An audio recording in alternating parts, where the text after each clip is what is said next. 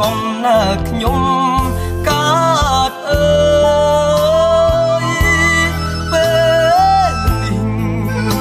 ខ្ញុំជួបតុងធំឥតស្បើយអោអង្គ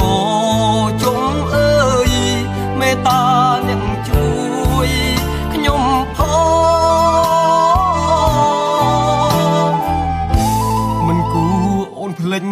អដិនសង្សារអោភូដូនស្វាមេត្តា